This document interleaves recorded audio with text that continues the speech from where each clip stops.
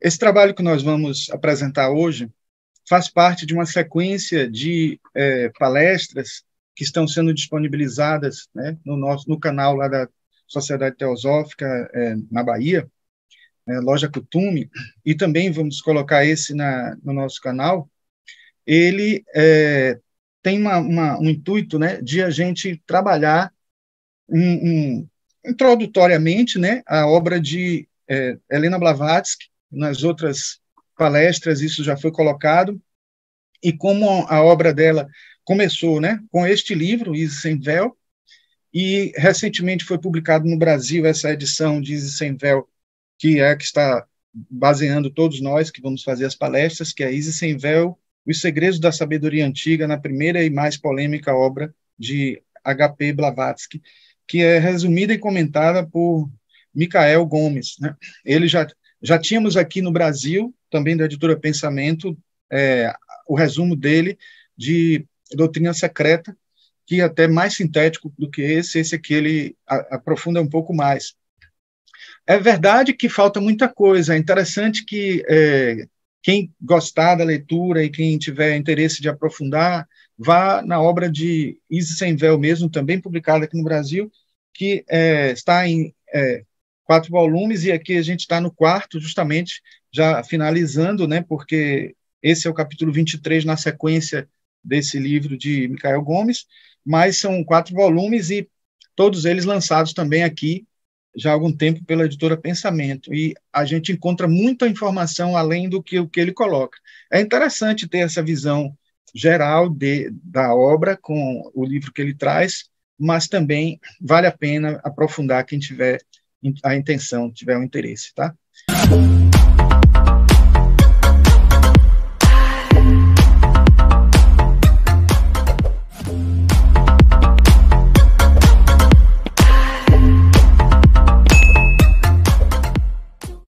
Então, vamos começar agora aqui a compartilhar os nossos slides, porque, como sempre, a gente gosta de fazer umas ilustrações que ajudem, né, a compreensão do assunto.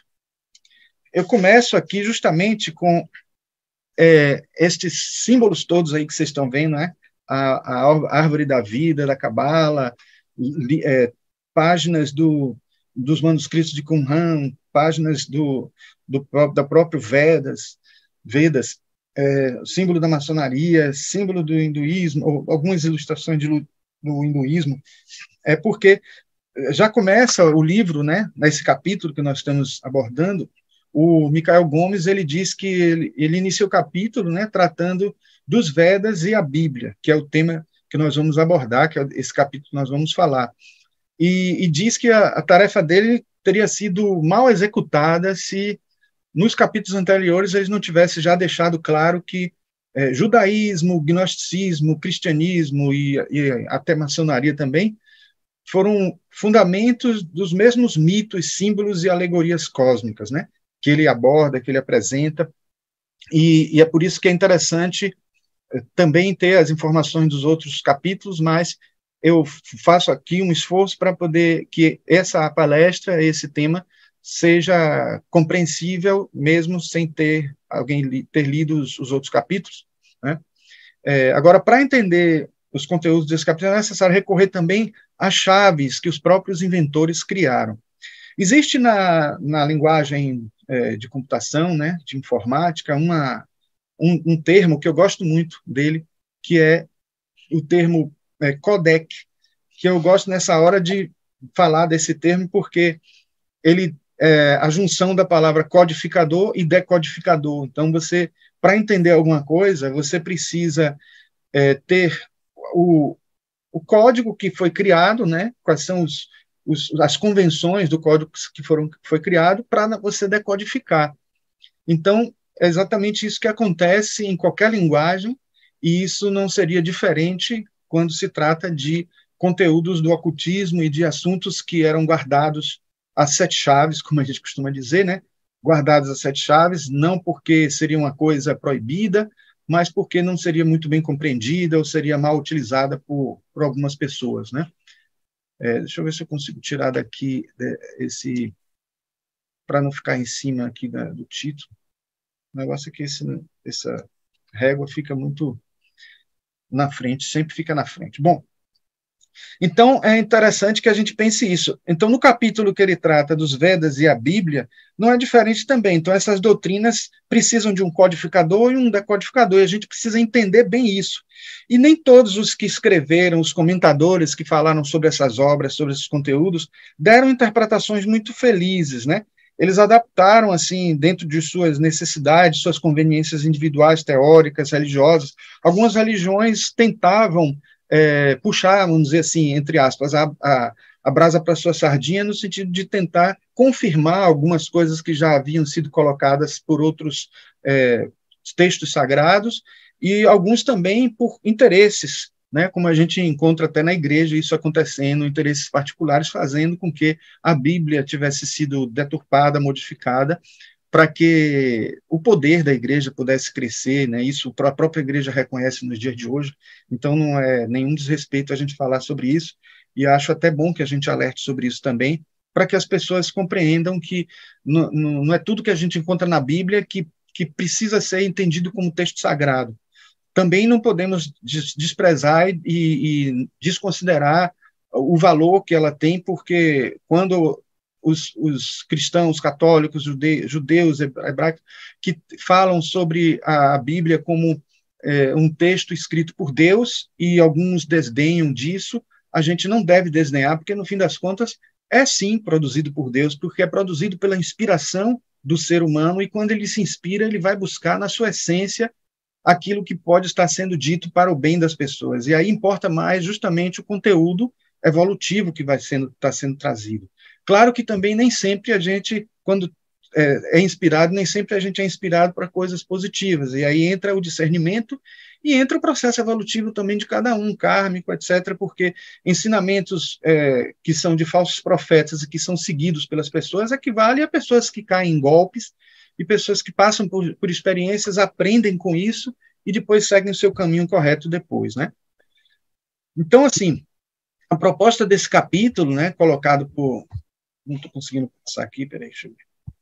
A proposta desse capítulo nada mais é do que justamente explicar essas questões, né? Explicar esses dois textos, né, sagrados, vamos dizer assim, que são sagrados para duas religiões diferentes, mas ele não compara somente os mitos da Bíblia com os livros sagrados do hinduísmo ou o livro dos Vedas somente, porque ele inclui aí talvez uma literatura bramânica complementar, ele fala dos Brahmanas, os Vedantas, fala dos Upanishads, né, Helena Blavatsky, e esses livros incluem também conteúdos da Cabala, esse texto dela, porque ela fala que a Cabala, né, tem uma abordagem mística, é a abordagem mística do judaísmo, né?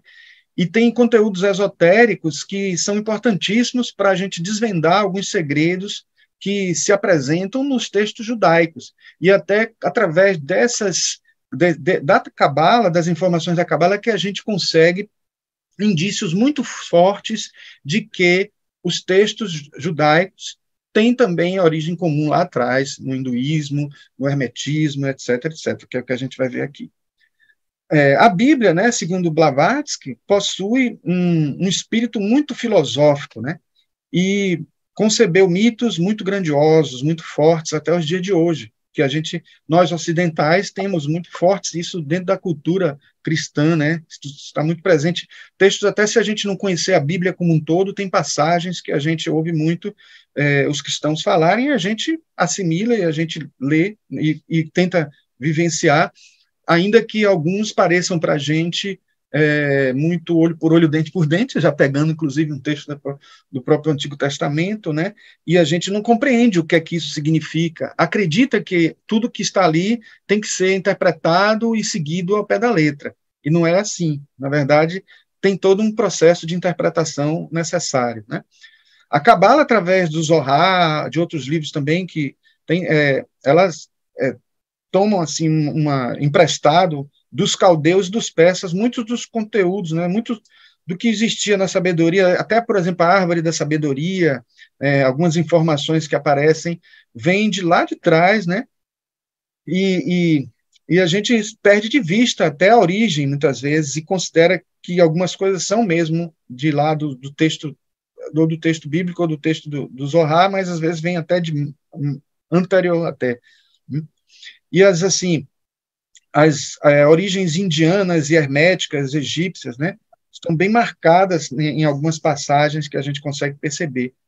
E não podemos esquecer que a história da nação hebraica e judaica está tão misturada com a egípcia, né, e o conceito de eleitos, que acabou sendo tão deturpado quanto o conceito da raça ariana, né, que hoje preferimos chamar até de civilização ariana e não raça, para não criar problemas de entendimento equivocado, né, ligado a racismo, né, e as castas também, que hoje precisam ser muito bem compreendidas, porque me parece para todos, né, no trabalho que a gente encontra nas obras teosóficas, e a própria Helena Blavatsky comenta, que é um equívoco religioso, né, as castas, porque acaba tendo uma origem comum com os eleitos, aqueles chamados eleitos, que mal compreendidos, porque as pessoas pensam assim, os eleitos são pessoas beneficiadas, são pessoas que tiveram algo a mais e tal, mas não é bem por aí. Na verdade, isso é algo que é conquista, é um mérito, né? É algo que se processa internamente dentro do crescimento espiritual, dentro do desenvolvimento de cada indivíduo,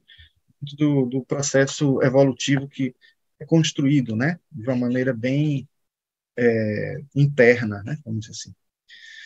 A Bíblia cristã acaba sendo um último receptáculo do Ocidente, né, desse esquema histórico, esotérico que ela traça nesse capítulo, né, de alegorias desfiguradas e que foram desenvolvidas com base em superstições, né, e conveniências religiosas, né, e a teologia acaba também não entrando muito em detalhes, né, em relação às origens desses conteúdos, alegando sempre que são palavras de Deus, né? Como nós dissemos, são palavras de Deus, mas nem sempre não são palavras diretamente de Deus, né, como colocam, até porque a divindade, no sentido mais profundo, né, do absoluto, do Deus absoluto, ele não é inatingível por nós, assim, é difícil de atingir dentro do nosso estágio evolutivo, pelo menos, né? E mesmo em estágios evolutivos superiores, porque nós somos ainda seres relativos e não conseguimos ter esse contato com o absoluto tão diretamente. Por isso que, em muitos momentos, a própria Helena Blavatsky diz que era necessário corrigir quando se falava em Deus, e se falar em Elohim, se falar em hierarquias espirituais, angélicas, etc., que estão auxiliando no processo evolutivo e que são os verdadeiros agentes de determinadas situações que fazem parte do processo criativo ter essa hierarquia também, né? É a própria árvore, né? Com os galhos, né? Com as séfiras, com os vários anjos atuando em diferentes instâncias, né? E é nesse processo de deturpação que aconteceu, né, pelas religiões, que, segundo a senhora Blavatsky, ficções abstratas com sombras bruxelantes e imagens incertas, como ela diz, né, palavras dela mesmo, né, ganham a fantasia popular e assumiram no cristianismo as formas, né, de personagens reais e viraram histórias sagradas, assim como os mitos pagãos acabaram sendo ensinados como narrativas reveladas por um Deus com seu povo escolhido, né, junto com o seu povo escolhido. Bom, eu fiz também uma experiência interessante, aproveitando o momento atual que está em moda, essa coisa do chat GPT, eu fiz uma pergunta ao chat GPT, que eu botei assim, não foi uma pergunta, eu botei assim, fale sobre os Vedas e a Bíblia, os Vedas e a Bíblia. Aí ele me respondeu isso aqui, ó. Não vou ler tudo não, mas vai ficar registrado aqui se vocês quiserem ver, porque eu não quis apagar, porque depois eu não ia ter como ter esse material de novo. Não está em livro, não está em lugar nenhum. Foi simplesmente uma pesquisa e em cada inteligência artificial que você pesquisa, ele vai dar uma resposta diferente de acordo com o seu perfil e de outras perguntas que você fez para responder para você, né? Então ele diz: os Vedas e a Bíblia são duas coleções de escrituras religiosas que têm grande importância nas tradições espirituais de diferentes culturas e regiões do mundo, né? Enquanto os Vedas são textos sagrados do hinduísmo, uma das religiões mais antigas do mundo, a Bíblia é a escritura central do cristianismo, uma das principais religiões monoteístas. Os Vedas são uma coleção de textos antigos em sânscrito que formam a base do hinduísmo. Eles são considerados os textos mais antigos da Índia e são compostos por 4 principais Vedas: Rig Veda, Yajurveda, Samaveda e Atharva Veda. Os Vedas contêm hinos, cânticos, rituais, instruções para cerimônias religiosas, bem como reflexões filosóficas sobre a natureza do universo e moralidade. Eles são considerados a autoridade máxima para os hindus e são altamente reverenciados como uma fonte de sabedoria espiritual e conhecimento metafísico. Bom, esse chat GPT meu, como eu já fiz muita pergunta, não vou continuar a ler porque é muita coisa, mas para a gente não atrasar nosso conteúdo. Uma coisa que eu quero dizer a vocês é que esse chat ele acaba sendo muito teosofista, porque como ele tem muito contato comigo, acaba tendo uma visão um pouco teosofista a partir das perguntas que eu faço para ele e dos conteúdos que ele associa, né? Ele, como responde para mim, ele acaba também buscando coisas que têm a ver com o que eu já perguntei antes dentro desse algoritmo, né? E aqui uma coisa também que eu perguntei logo depois: fale agora sobre as semelhanças entre os Vedas e a Bíblia, porque ele deu uma resposta muito padrão, né? Explicando genericamente, que eu trouxe, que é interessante, porque a gente começa por isso, pelo mais simples, pelo básico, e aí ele deu essa resposta interessante, que eu não vou ler detalhadamente também, mas assim, ó, embora os Vedas e a Bíblia sejam textos religiosos de diferentes tradições espirituais, também compartilham algumas semelhanças. Eu vou ler só os tópicos. Ele fala de semelhanças relacionadas à autoridade religiosa, que todos os dois possuem, os dois textos, conteúdos teológicos, que tem de semelhanças aí, aí depois vocês podem ler com calma quando revisarem o vídeo, né? Um guia para a moralidade, que os dois têm, textos revelatórios, sacralidade da linguagem, uso litúrgico, interpretação teológica. Mas eu chamo a atenção, né, porque vocês vão entender por que eu não vou precisar ler tudo isso, porque, para mim, eu só quis constatar uma coisa bem interessante, porque a inteligência artificial, a gente não pode esperar da inteligência artificial um comentário tão profundo e tão espiritualizado, tão conectado com seres mais avançados, como as informações que a gente encontra no próprio livro Isis Sem Véu. Então, a gente vai ver aqui somente algo que seria uma monografia escrita por uma pessoa que não teria contato com todas essas informações que estariam, como Helena Blavatsky fala, no lado secreto, vamos dizer assim, né? Na parte da doutrina secreta dessas informações todas, que antes ela trabalhava muito, né, como esse termo de Isis sem véu, como se fosse uma Isis que desvela, que mostra os seus segredos. E, nesse caso, ela até já falava em doutrina secreta no texto dela de Isis Sem Véu o tempo inteiro, mas ainda não tinha escrito o livro, né? O livro principal da carreira dela.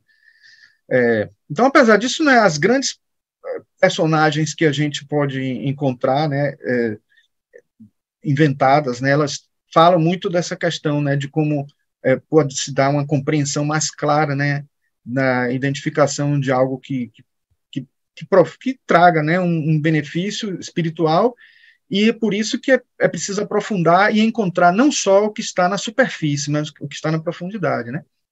Essa questão mesmo de criar personagens foi algo colocado muito por outros autores, né? De assim, criar personagens míticos que poderiam trazer um resultado interessante até a nível de, vamos dizer, até a nível de terapêutico, vamos dizer assim, porque Jung mesmo, ele usava, né, esse artifício de criar personagens, e muitos autores dizem realmente que a criação dos personagens míticos foram para uma intenção evolutiva, né?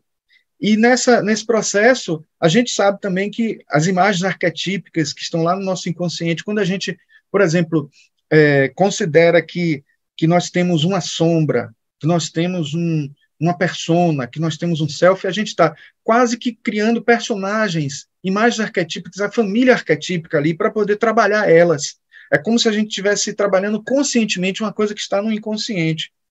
No objetivo terapêutico é isso. No objetivo religioso, né, por outro lado, é um reforço às leis inventadas, né, que alcançam a população, né, e tal, e são inventadas porque realmente são criações para tentar fazer com que as pessoas evoluam, né? Então, assim, segundo Horácio, que é esse que está aí, né, em escultura, né, em estátua, né, no livro que ele escreveu, Ars Poética, né, os mitos foram inventados pelos sábios para fortalecer as leis e ensinar as verdades morais, enquanto Euêmeros, né, ou Evêmero, ele dizia o contrário, ele dizia que os mitos eram a história lendária dos reis e dos heróis transformados em deuses pela admiração dos povos. Então, repare que em um caso você tinha tudo inventado praticamente, não, as coisas não existiram, não foi nem baseado em fatos reais, e no caso de Evêmero, ele se baseou em fatos reais. Então, isso era a discussão o tempo inteiro que existia entre os autores teóricos, e Helena Blavatsky dedica bastante tempo nessa questão, principalmente no livro Isis Sem Véu, por isso que eu botei aqui a capa do livro Isis Sem Véu mesmo, e não do resumo de Michael Combs. E aí, né, no caso, esse último caminho foi um caminho que os cristãos utilizaram, né, de acreditar que existiam mesmo os seres, mas que ele foi aumentado na hora de ser escrito pelos escritos sagrados, ou foi por isso que muitas vezes a gente encontra semelhança com outras culturas, e como alguns povos tiveram contato com o egípcio, com os gregos, etc., então muita similaridade, e depois também, assim, as festividades pagãs, alguns queriam fazer o sincretismo, de aproveitar festividades que já existiam, e isso acabava acontecendo de misturarem algumas visões, né? Mas eles acabavam chamando essas figuras lendárias, segundo Helena Blavatsky, de patriarcas. Aí ela chama esses patriarcas de patriarcas evemerizados. Por que patriarcas evemerizados? Porque vem do Evêmero, que considera esses mitos como seres que existiram mesmo e que foram mais endeusados com o passar do tempo, ou até poderíamos dizer que, em alguns casos, o contrário, alguns foram demonizados ou coisas desse tipo, né? E se confundem com seres, né, que existiram já no passado mesmo, né? O próprio Platão, ela fala, Platão, Epicarpo, Sócrates, Empédocles, Plotino, Próclus, o Damasceno, Orígenes e Aristóteles também, são filósofos que defenderam as ideias muito variadas sobre os mitos, né? Mas, no fim, Blavatsky acaba dizendo que todas elas são válidas, né?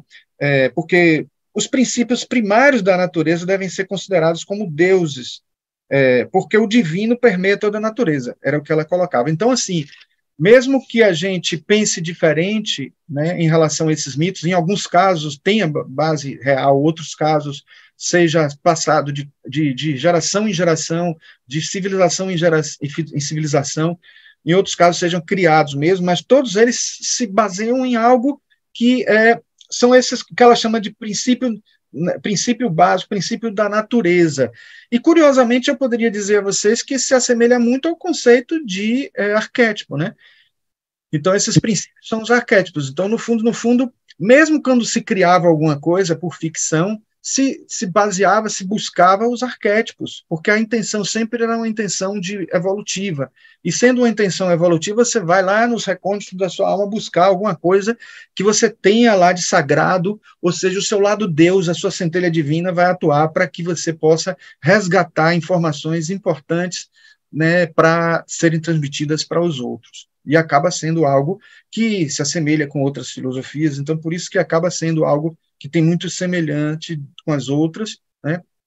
Ainda que em alguns casos realmente tenha sido transmissões, como a gente falou no instante, de Egito para o judaísmo, os egípcios para os hebreus, por exemplo. Agora, apesar disso, né, grandes personagens, né, grande parte dos personagens é inventado mesmo, né? Para uma compreensão mais clara e para um entendimento. Aqui a figura essa que está aqui do lado, que está com a mão, não quero ver que passe o slide, mas esse que está aqui é o Evêmero, né, a estátua do Evêmero. Não tem foto, obviamente, né, mas naquele tempo, né, não tinha, e nem pintura, então tem estátua, que era o que se fazia mais na época, né. Então, o objetivo religioso era justamente esse, né, como eu já disse, reforçar as teorias, as invenções, né, as leis que foram inventadas.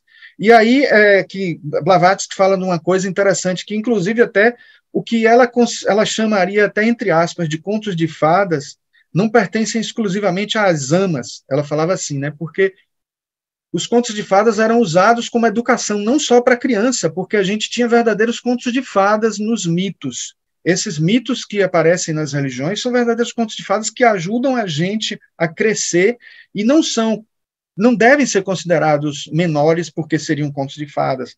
Eles são contos de fadas e de grande importância para o nosso crescimento espiritual. Já visto até a grande importância que é dado na psicologia hoje em dia, na psicoterapia, os contos de fadas, né? Então, exceto assim por casos de épocas que compreendem assim pessoas que compreendem o sentido secreto das alegorias, muitos que ouviram esses contos, né, transformaram eles em símbolos sagrados, chamaram isso de religião e foram construindo religião. Mas só que tudo isso que foi construído nas religiões, aqui a gente tem um exemplo do profeta Isaías, não, Ezequiel, vendo assim aquelas 4 figuras, né, que a gente vai falar daqui a pouco de novo, chamavam de religião, mas sempre passavam o conteúdo mais superficial dessa religião, o conteúdo que também já tem uma importância na conduta moral, no crescimento espiritual da pessoa, mas quando se sabe o que está por trás, quando se sabe o lado secreto dessas doutrinas, acaba tendo uma profundidade maior na compreensão do significado da mensagem, né? Então, acabam ficando mais próximos da verdade do que a teosofia chama de verdade, né? Que está por trás dessas religiões, por trás dos símbolos, né?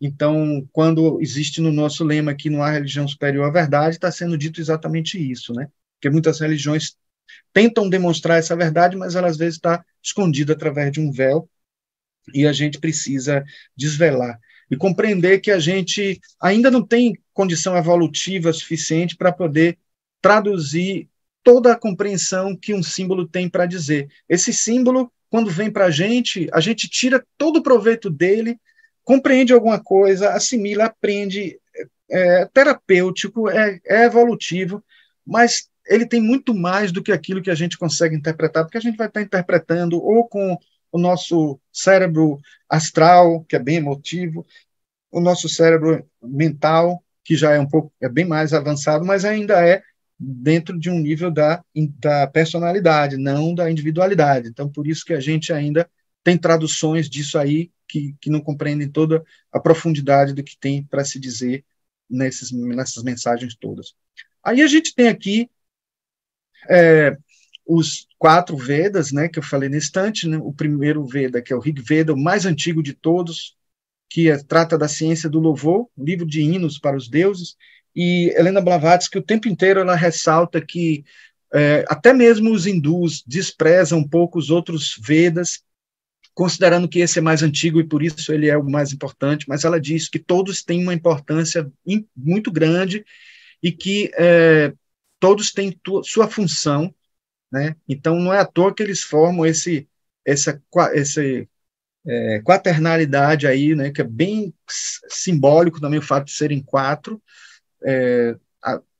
A Bíblia também, quando tem no Evangelho 4 evangelistas, escolheram 4, isso também tem um simbolismo que fica, às vezes, sem se compreender muito, porque nem tudo é dito completamente para poder não parecer muito místico, não parecer muito inspirado em outras doutrinas, ou não trazer informações que eles estavam querendo que as pessoas deixassem de lado, né? Vamos dizer assim. Bom, eu já passei aqui sem querer.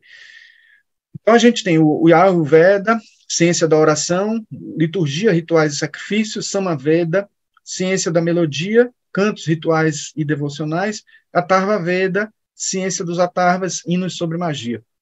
E aqui, no livro Isis Sem Véu, a senhora Blavatsky fala, os Vedas e Manu, diz Jacólio, esses monumentos do antigo pensamento asiático existiam muito tempo antes do período diluviano.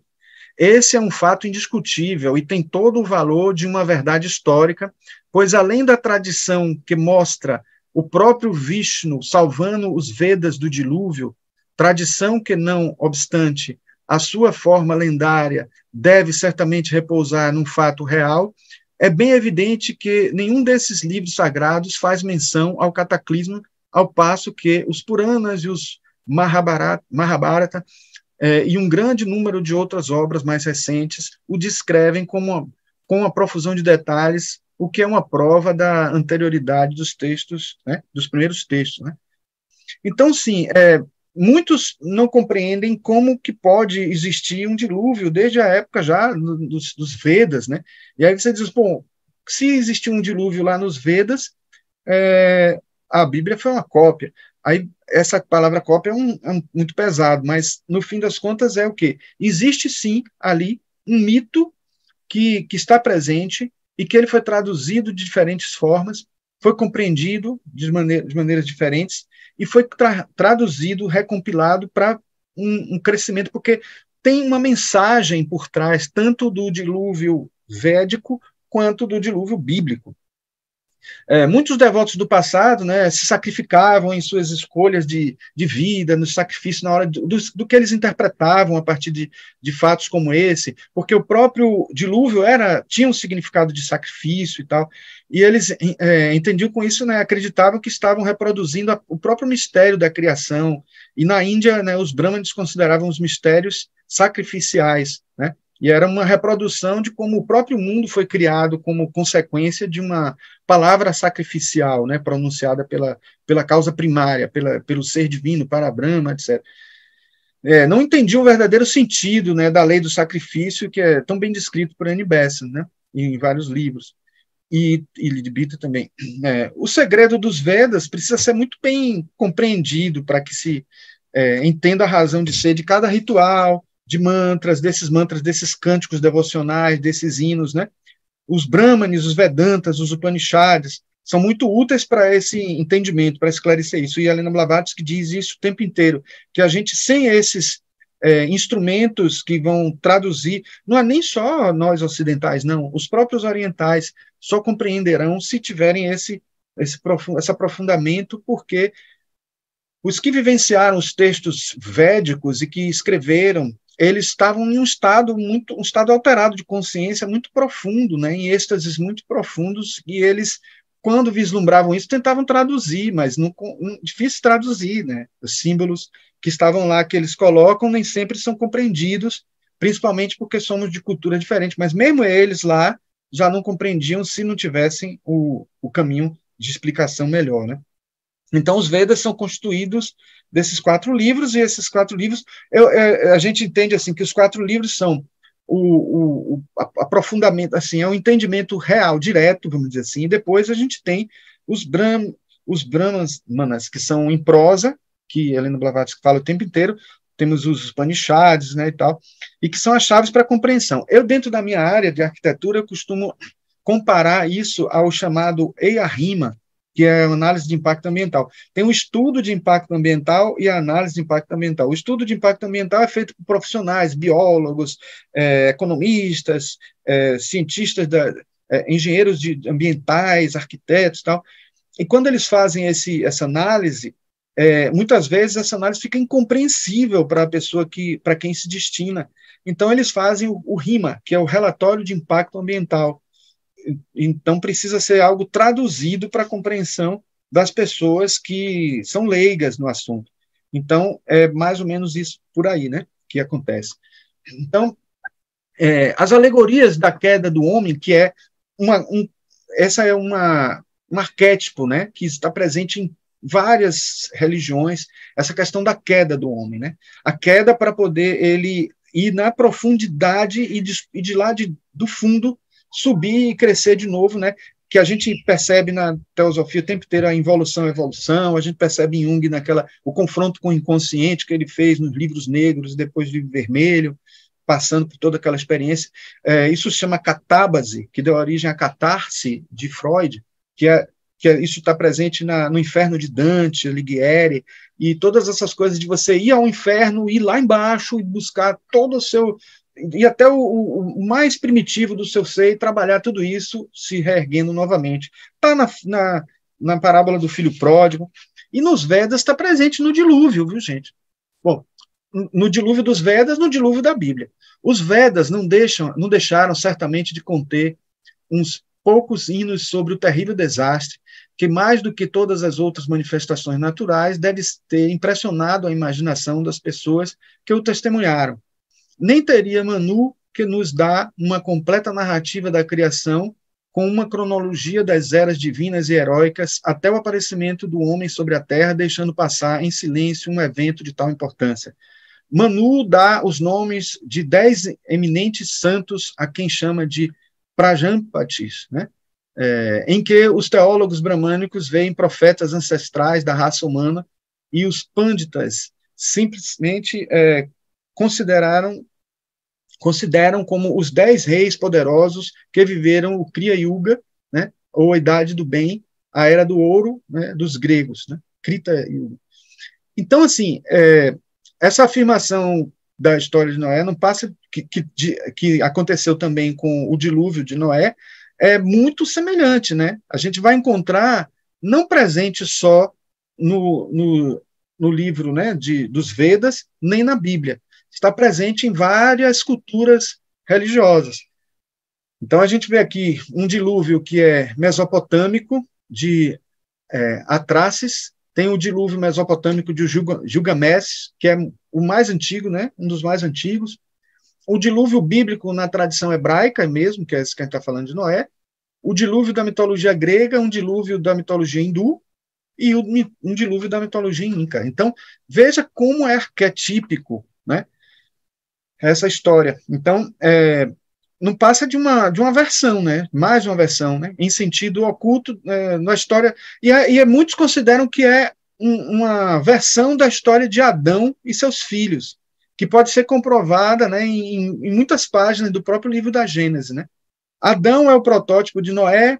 Adão cai porque come o fruto proibido do conhecimento celeste. Noé também cai por experiência porque experimenta um fruto terrestre. Isso está na história dele também lá, da Bíblia. É representado pelo um suco de uva que a gente sabe muito bem que é o vinho, né, que ele abusa do vinho e acaba tendo assim um desequilíbrio, né? Então ele cai pela questão de cair no desequilíbrio da mente entorpecida, né?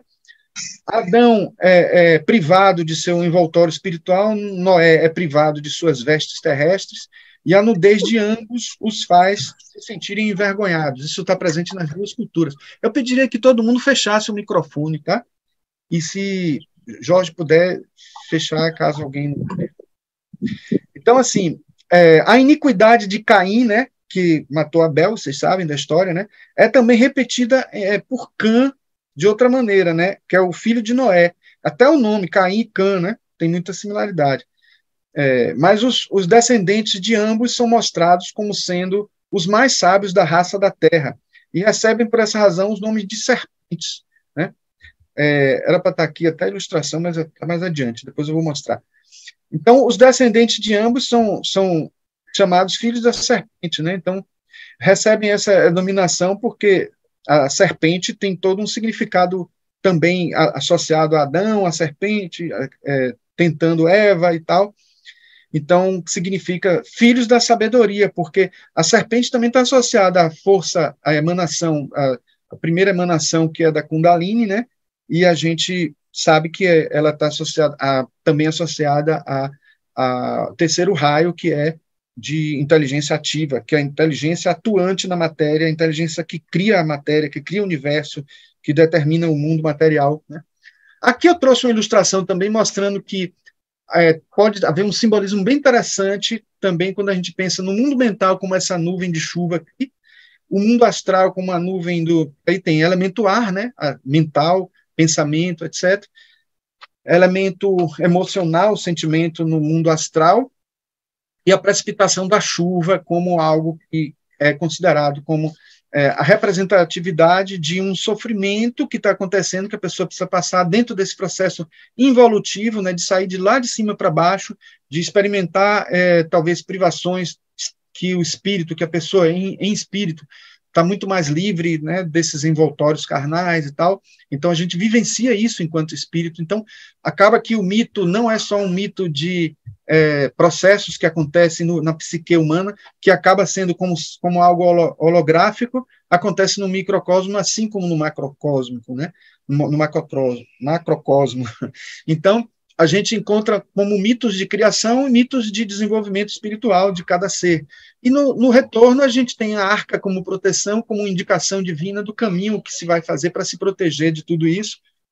Aí vem a história dos escolhidos, que não é bem assim, né, entendido, que é as pessoas que foram escolhidas para continuar a trajetória, mas são pessoas que conquistaram por um mérito evolutivo, por um processo evolutivo, e não foram deixados de lado. Não é à toa que lá no Evangelho está lá dito que nenhuma ovelha se perderá do nosso rebanho. Então, né, o entendimento de escolhidos é o entendimento de pessoas que crescem, que fazem o seu caminho evolutivo, e todo mundo vai fazer também, algum dia vai chegar nesse processo, então não tem distinção, não tem. Então, aqui também é a representatividade da involução e evolução dentro daquela característica que nós já compreendemos nos textos da teosofia, né? Então, é interessante perceber isso, né, que essas mitologias estão aqui, né, presentes em toda a realidade. Aqui eu achei até curioso que nesse desenho, nessa figura, tem o Noé apontando para cima e apontando para cá, meio que mostrando aquilo que está em cima como que está embaixo, né, uma coisa bem também hermetista aqui, né. Então, temos aqui esse texto que diz o seguinte, de Helena Blavatsky: toda passagem bíblica sobre o dilúvio tem uma relação puramente astronômica, mágica e esotérica. Quem quer que leia esses escritos reconhecerá de pronto o conteúdo bíblico e julgará, ao mesmo tempo, quando foi desfigurado o grande poema babilônico por personagens eveméricos, olha de novo o evemérico aí, degradados de sua elevação, de suas elevadas posições de deuses em simples patriarcas, né?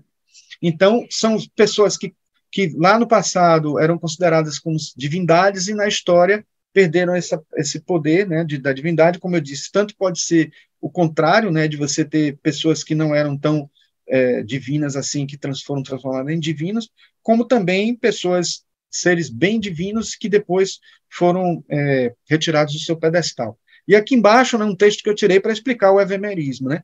O evemerismo é uma teoria hermenêutica da interpretação dos mitos criada por Evêmero de Messina, cerca de 4 a.C., em sua obra Hiera Anagraphe, que é História Sagrada, da qual somente restam alguns resumos, e segundo o qual os deuses não são mais que personagens históricos de um passado obscuro amplificado por uma tradição fantasiosa e lendária.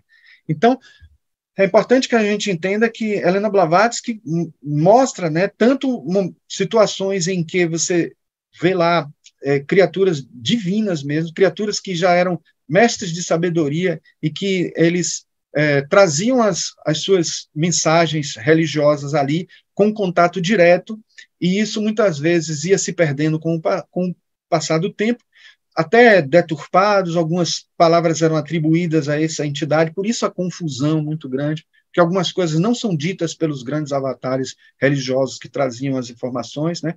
Eu tenho aqui um exemplo que eu trouxe para vocês nessa ilustração, que é Hermes Trismegisto, a figura lendária de Hermes Trismegisto, que era considerado um deus, um faraó, e no fim e era muito provavelmente, como nos textos falam, um mestre de sabedoria, por conta de tudo que tem sido descrito dele. E muita coisa dele ficou e vem até os dias de hoje, e muitas coisas foram também alteradas, mexidas, né? Aí vem a questão do número 7, começando pela aparição do arco-íris, depois de todo o processo do dilúvio, né? E aí a gente tem aqui, teriam as 7 cores primárias do arco-íris vista por Noé outro significado além da aliança entre Deus e o homem para refrescar a memória deste último? Para o cabalista, pelo menos, elas têm significado inseparável dos 7 trabalhos de magia, né? As 7 esferas superiores, as 7 notas da escala musical, os 7 números de Pitágoras, as 7 maravilhas do mundo, as 7 eras e os 7 passos dos maçons que levam ao Santo dos Santos depois de passar pelos voos do 3 e do 5. Então, a gente vai encontrar essa questão que eu falei nesse instante aí, né? Os filhos da serpente era nessa hora que eu deveria estar falando, né? E a gente tem a conexão aí esse slide que ficou deslocado, mas aí está mostrando como isso tem a ver, está relacionado com o mito de Adão, o mito de Moisés, ou de Noé, e o chakra básico, a Kundalini, etc., a energia primordial, etc. Mas, assim, aqui adiante ela diz o seguinte: a arca da qual se preservam os germes de todas as coisas necessárias para repovoar a terra representa a sobrevivência da vida e a supremacia do espírito sobre a matéria, através do conflito das forças opostas da natureza, da carta astroteosófica do rito ocidental. A arca corresponde ao umbigo e é colocada no lado esquerdo, o lado da mulher, a lua, um de cujos símbolos é a coluna esquerda do Templo de Salomão, Boaz. Né? Esses grifos são nossos, viu, gente? Obviamente. Né? O umbigo está relacionado com o receptáculo do qual se frutificam os germes da raça. A arca é arga sagrada dos hindus e, portanto, podemos perceber com facilidade a sua relação com a Arca de Noé, quando aprendemos que a arga era um vaso oblongo utilizado pelo sumo sacerdote como cálice sacrificial no culto de Ísis, Astarte e Vênus, Afrodite, todas as quais eram deusas dos poderes gerativos da natureza ou da matéria, representando simbolicamente, portanto, a arca que contém os germes de todas as coisas vivas. Olha como tudo isso nos leva à compreensão aí da energia do Kundalini, a energia da criação do universo, no cristianismo ao Espírito Santo, né? Nesse processo todo de criação do mundo, com todas essas situações que o mundo tem para nos oferecer. Né? Então, a energia da manifestação da primeira emanação. Né? Então, deve haver alguma razão para que você vê, né, que a gente está falando aí dos 7, aí entre os chakras, entre a Kundalini, entre as 7 cores do arco-íris. Então, o número 7 aparece muito, e nesse capítulo, né, mais ainda no livro Isis Sem Véu do que no resumo, a gente encontra o número 7 sendo um protagonista. Né? Então, ele é universalmente aceito como um número de cálculo. Para todos os povos antigos, o Criador ou Demiurgo estava assentado sobre o 7º céu. Precisamos consultar os pitagóricos e os cabalistas para aprender a potencialidade desse número. Exotericamente, os 7 raios do espectro solar são representados concretamente no deus de 7 raios Heptactes. Né? Esses 7 raios resumidos em 3 raios primários, a saber, o vermelho, o azul e o amarelo, formam a trindade solar e simbolizam, respectivamente, o espírito, a essência. Né?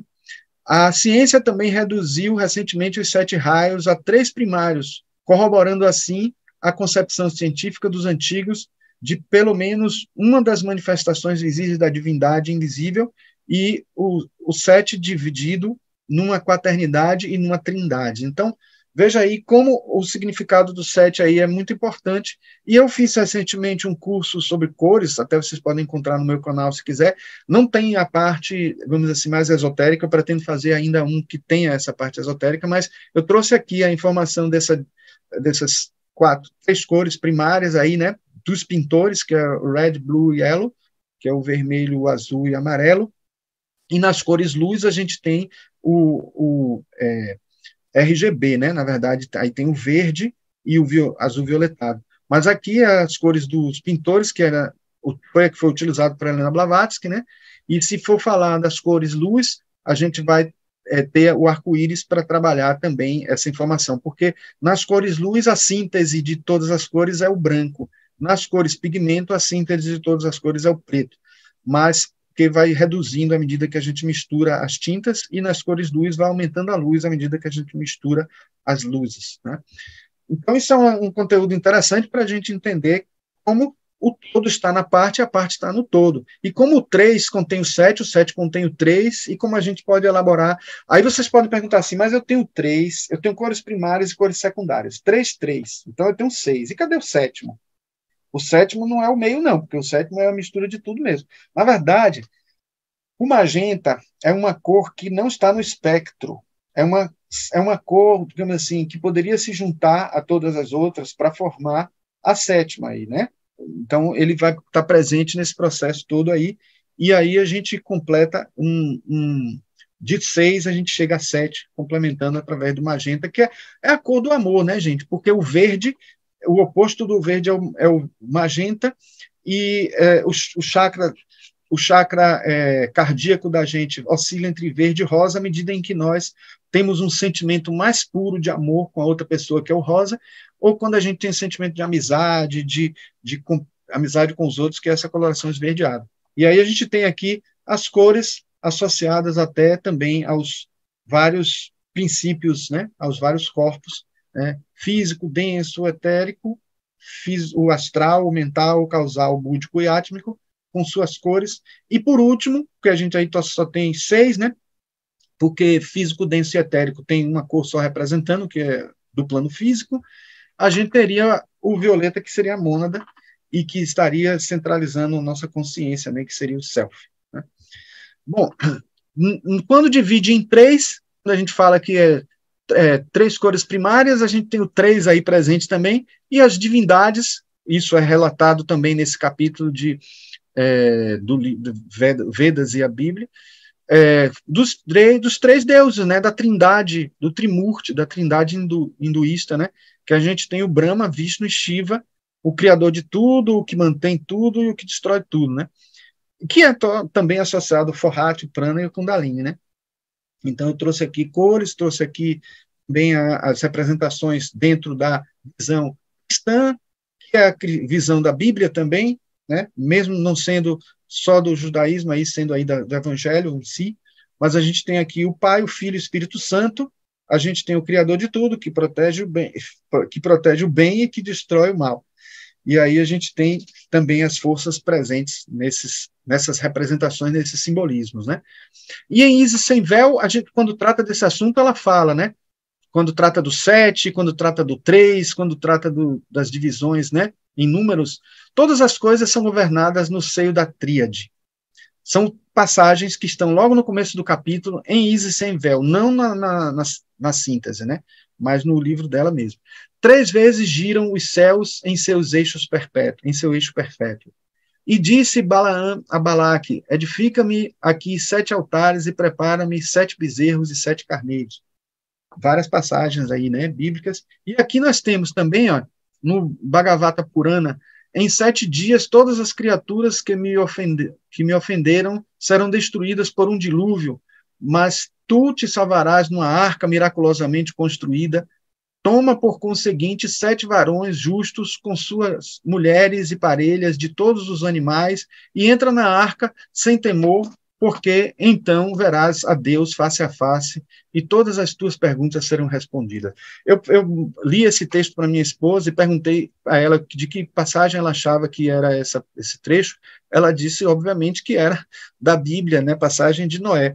Mas veja que não é, né? Na verdade, é do Bhagavata Purana, né? E aí embaixo tem o trecho da Gênesis, que também, que é esse sim é da Bíblia, a gente tem. E disse o Senhor: destruirei o homem da face da terra, mas estabelecerei uma aliança contigo. Vai com tua família para a arca, porque passados ainda 7 dias farei chover sobre a terra. Então eu quis trazer agora, nesse momento, para mostrar que não só a questão do dilúvio está aí presente nesse capítulo, mas o número 7, né? A importância do número 7 e a sacralidade do número 7. Essa é uma questão importante desse capítulo, porque quando a gente lê o livro Gênesis, a primeira lição que nos ensinam assim, né, é que na infância que Deus criou o mundo em 6 dias e descansou no 7º. Então, por isso, o 7º deveria ser muito venerado, deve ser muito solene, né, para comemorar algo, né? E algumas denominações adotam rígidas observâncias sobre isso, né, sobre o sabá judaico, né? E mesmo o próprio Jesus tendo dito que o sábado foi feito para o homem, não o homem para o sábado. Mas, sem qualquer crítica religiosa, é importante a gente perceber que isso acabou sendo entendido de uma maneira equivocada, porque o 7 tem um significado cabalístico, né, de um coroamento, né, de uma finalização, de uma representação da totalidade, de abundância, de multidimensão, de fertilidade, sensibilidade, conexão com Deus. Esse é o significado do número 7 e que tanto Helena Blavatsky mostra no livro. E aí eu trouxe aqui uma passagem de um livro de uma autora chamada Maria Lídia Gomes de Matos. Esse livro já está esgotado, e ela ia em J. Silvestre, na época eu era muito pequeno, e mesmo assim eu me encantava. Eu fiz um curso com ela lá na TVE, na época, que é no IRDEB, né?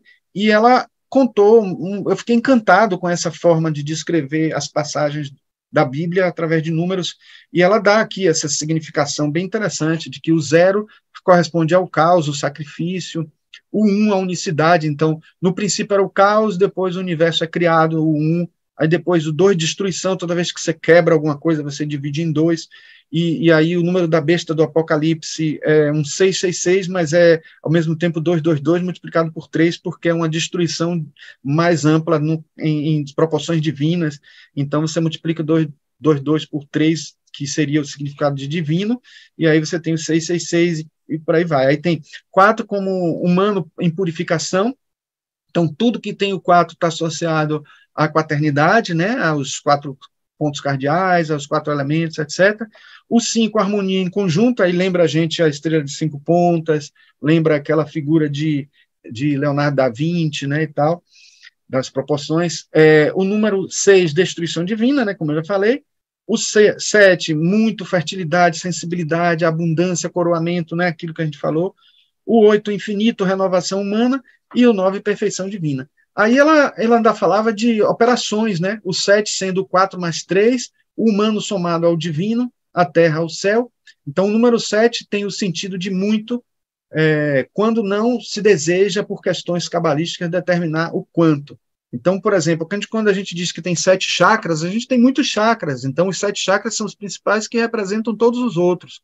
A gente tem 7 corpos, mas a gente tem vários princípios, vários subplanos dentro desses corpos, 7 subplanos, inclusive. Então, ele está representando esse mundo septenário aí, né, que tanto Helena Blavatsky falou nas instâncias de Dizian, né? E o 12, a gente também tem o 4 e o 3, mas só que multiplicado. Então, homens em processo de divinação, e a gente tem 12 apóstolos, que não eram 12, a gente sabe que tinham muito mais, as 12 tribos de Israel, os 144 mil eleitos, que também é uma derivação do 12. Então, 10, o muito que o homem precisa fazer para chegar a Deus, 7 mais 3, então os 10 mandamentos, né? O número 10, quando aparece na Bíblia, se a gente tem uma Bíblia daquelas que tem um índice de temático, né? Pode buscar esses significados dos números, né? E 40, que aparece muito, né? 40 dias e 40 noites, quarentena, etc., é purificação dentro de um caos, porque o 4 é a purificação humana e o 0 é o caos de sacrifício. Então, você junta o 4 com o 0, você tem períodos de, por exemplo, preparação para as tábuas da lei de Moisés, pela tentação de Cristo, a própria quarentena. Você, quando está em quarentena, isso ficou celebrizado, né, numa doutrina hermética, que o significado de quarentena vem do 40, mas você pode ficar até uma semana, você pode ficar alguns dias, pode até ter menos dias em quarentena, né, não tem que ser 40 dias. E eu trouxe aí aqui só para lembrar que tem a passagem dos 70 vezes 7, que o 7 é muito, se significa muito. Então, Pedro, quando chegou perto de Jesus, perguntou: Senhor, até quantas vezes meu irmão pecará contra mim que eu tenha que perdoá-lo? Até 7 vezes? E Jesus lhe respondeu: não te direis até 7 vezes, mas sim até 70 vezes 7. Então veja que, inclusive, o capítulo de Mateus que diz isso é o capítulo 7, curiosamente. Então, é interessante que a gente perceba que esses significados cabalísticos estão presentes e precisam ser muito bem compreendidos, né? Em Isis Sem Véu, ela coloca isso aqui, que complementa muito isso que eu falei, né? Não só nos números, mas em tudo que foi escrito, né? Não há nenhuma história real no Velho Testamento. Veja que coisa incrível. E as únicas informações históricas que se podem recolher são aquelas que se acham nas indiscretas revelações dos profetas. Claro que, assim, é baseado em fatos reais, tem muita coisa assim que é simbólica, muita coisa que precisa ser interpretada, até mesmo os fatos reais. o livro, como um todo, deve ter sido escrito em diversas épocas, ou antes inventado como uma autorização para um culto posterior, cuja origem pode ser traçada com facilidade em parte dos mistérios órficos e em parte dos antigos ritos egípcios com os quais Moisés estava familiarizado desde a sua infância. Bom, eu vou passar aqui mais rápido, porque tem algumas coisas que não podem faltar aqui. A gente trouxe aqui as três deusas, né? Sarasvati, Lakshmi e Parvati, que estão associadas aos três deuses também. Então, isso é interessante, porque ela fala muito, né, na questão do mito de Adão e Eva, e no masculino e feminino, que a divindade tem que estar sempre presente, mostrando essa dualidade e que a gente não pode perder de vista. Então isso está presente também. Esse trecho que eu trouxe também do único livro dos Vedas que a gente encontra publicado no Brasil em português, assim, né? E é bem antigo, esse livro é raríssimo, não tem texto integral, obviamente, tem passagens de cada um dos 4 Vedas, e a gente vê aqui ele dizer, aí não é dos Vedas, mas do próprio Raul, né? Autor e comentador. Ele diz: o ser humano vive em muitas dimensões, sendo dotado do poder de se criar a si próprio em cada uma delas. Nos hinos dos Vedas, os mais antigos e os que se lhes seguem, há um exemplo desta virtualidade de transcendência, sem a qual a vida se reduz a um processo primário de movimentação dos elementos de que se constituem os fenômenos em todo o imenso cenário em que existimos e somos. Cujos limites o nosso olhar não alcança e o espírito não consegue. Veja como ele mostrou realmente a origem aí dos Vedas presente em vários conceitos religiosos, e que foi realmente algo que impulsionou a evolução espiritual da humanidade, né? Então, numa passagem que ele fala, que Helena Blavatsky fala dos patriarcas, isso aí já não tem tão aprofundado no resumo, mas eu quis trazer porque achei muito importante, muito interessante. Ela fala que cada patriarca está associada a uma das 4 casas angulares astrológicas. Vou passar rápido, porque a gente não vai poder aprofundar sobre isso, mas é interessante vocês saberem isso, né? E depois eu posso até aprofundar melhor isso em outro momento, mas a gente vê aqui, ó, o profeta, a gente tem aqui Adão, né, na primeira casa, associado assim como Adão Primus, né, que tem o Adão Cadmus e o Adão Primus, que seria o ser do início, né, a parte, o início de tudo. Aí a gente tem aqui Noé na 4ª casa, que é outra casa angular, né, e associada a mãe, sentimentos, essas coisas. A gente tem aqui Enoque, né, que é antecedente de Moisés, de Noé, está na casa oposta a de Ares, né, aqui de Libra, né, e na 7ª casa, está associado à consorte, à relação com o outro, e uma boa relação, né? Eu passei sem querer. E por último, Caim, que está aqui associado, né, a Capricórnio, ao trabalho, à ação e tal, com direito também a um resultado kármico, ao que se age, ao que se faz, mas é o trabalho, é a carreira, é o que se faz em cima, né, associado. Aliás, desculpa, eu errei aqui, na verdade, está escrito Enoque e Caim, mas é o contrário, né? Enoque aqui e Caim é cá. Está trocado. Então, aqui, né, o karma geral, mãe, casa, educação, cônjuge, trabalho. E Helena Blavatsky fala muito também a respeito da roda de Ezequiel e desse símbolo aqui que ele transformou o quaternário da sua roda, do seu ciclo, né, da sua visão, que eram de 4 seres, transformou em 3, e aí, porque o quarto está aqui no meio, que é o ser humano, né? E é curioso que esse símbolo Adonai, né, é inspirado na deusa Adarnari. Então, o termo Adonai, que é bem dos hebreus, vem da estrela da deusa, né, que está no meio aqui com os mesmos animais. Olha que coisa curiosa. Então, isso aqui não poderia deixar de mostrar, mesmo não estando na síntese que o Michael Gomes fez, né? E ela também mostra essa roda de Ezequiel, que eu vou tentar aqui explicar rapidamente, mas ele mostra que isso é um caminho, né, dos signos, em que ele começa colocando aqui em cima, né, Virgem, e aqui embaixo de tudo o Escorpião, representando a materialização do mundo, né, a involução, a saída de lá do alto para do céu até a terra, né? E aí esse processo e aí a gente tem também a roda de Ezequiel esotérica que mostra todo esse percurso e a gente vê o caminho, né, de ascensão aqui, né, de Áries até Leão, aí tem aqui Virgem, depois Libra no meio e de aqui o de descendência e a gente percebe como ele está algo que centraliza aqui na Libra, né, Libra aqui presente, né, como é o equilíbrio e também o caminho evolutivo, o caminho para o qual a gente vai. Se a gente inicia em Áries, Libra é o caminho, né, da paz, da harmonia, da compreensão, e tudo isso representado até aqui também na tábua de Ezequiel, associado ao tarô, que o Eliphas Levi coloca isso no livro Dogma e Ritual da Magia, da Alta Magia, e a gente encontra aqui os simbolismos astrológicos dos signos fixos, né?